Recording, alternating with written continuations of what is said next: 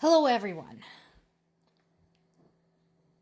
There is once again the ongoing noise about peace talks and things like that. I want to direct everybody to the channel of an amazing political and historic analyst from Ukraine. His name is Vitaly Portnikov. And he does have an English language version of his channel.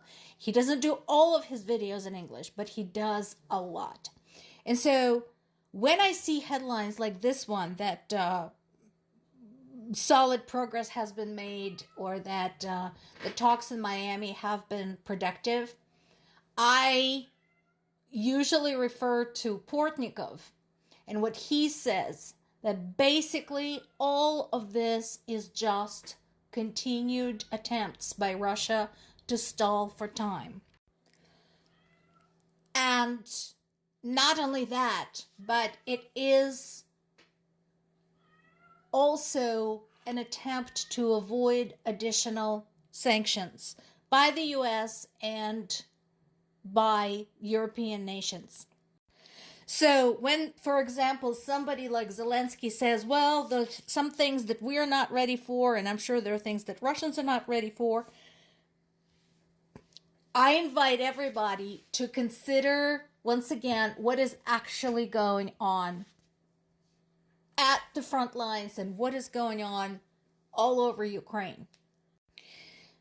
And when you see headlines like this one, US and Ukraine call Miami talks productive despite no breakthrough, I invite everybody to pay attention to the second part of this headline, because that is the material point. Every time we have these meetings, these talks, people making lists and so on and so forth, we see no specifics. We see no unanimity on any decisions between anybody. There are distinctive groups in these talks. So on one side we have Ukraine and Europe. Ukraine and Europe kind of pretty much want the same thing. They want Russia to get the fuck out of Ukraine and leave everybody else alone and stop threatening everybody. We have, on the other hand, Russia, who doesn't want any of those things. They want to do whatever, and they want to be able to get away with doing whatever for the foreseeable future. And then in the middle, we have the US with an obsessive, incompetent president who wants to claim that he's this great peacemaker, which he is not, and who wants to claim that he brought peace between Russia and Ukraine. Not gonna happen. Because again, he's incompetent, and people who are involved in this with him are also incompetent. The only person who has been a major player in all of that, who has been to Ukraine, is Keith Kellogg. But he is not the major player in these latest talks.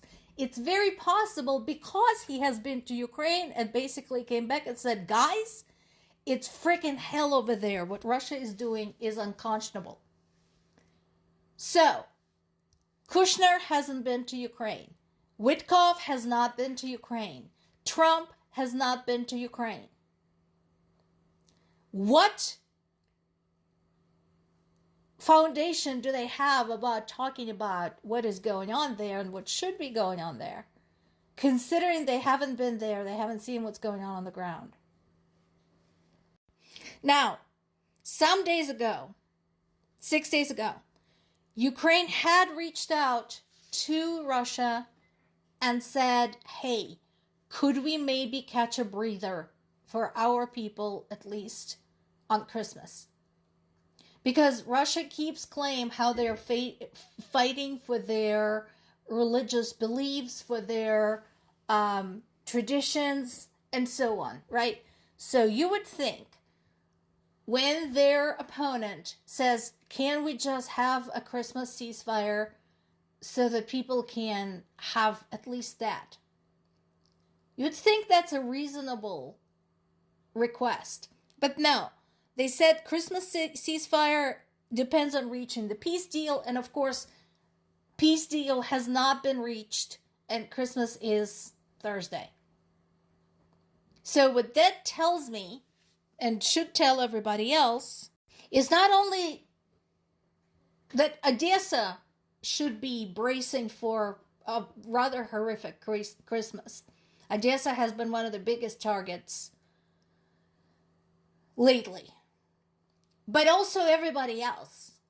And that is the feeling in Ukraine among the general population, because we've had, last year we had bombing on Christmas. Let's see, we had bombing on the traditional Christmas, the 25th. We had bombing on New Year's.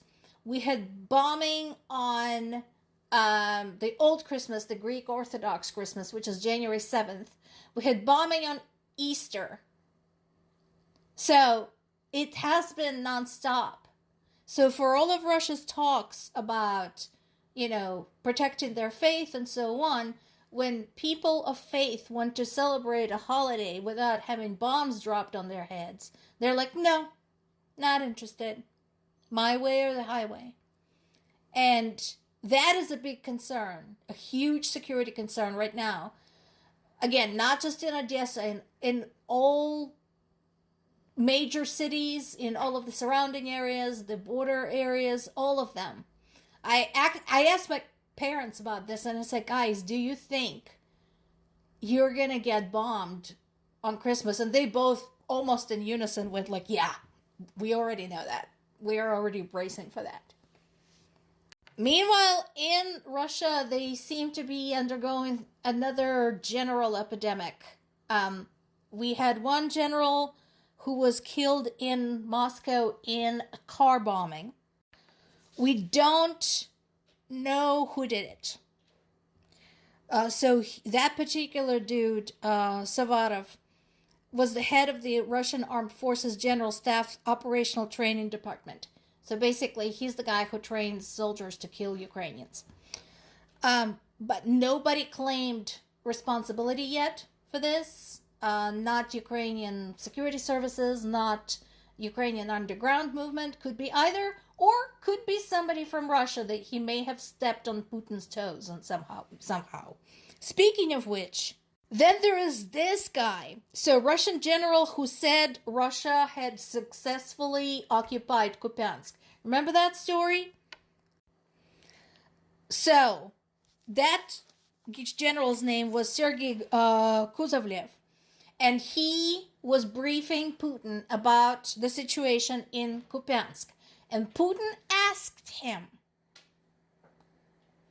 are you telling me that you have now gained complete control of Kupiansk? You have encircled it, you have occupied it, whatever. And this general said, yes, we have. And he even got a medal for it. And then Zelensky went and shot a video in Kupiansk saying, no, you haven't.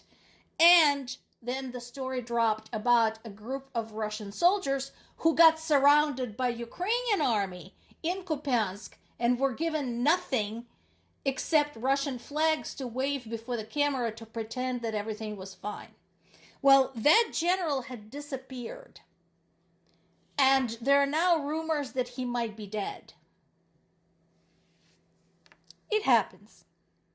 And then Ukrainian underground movement had set 2 Su-30 fighter jets in Lipetsk region on fire. And once again, this is 210 miles from the Ukrainian border. They're like out there. And they were able to pull this off. I swear, Ukrainian underground movement is not getting enough press. More to come.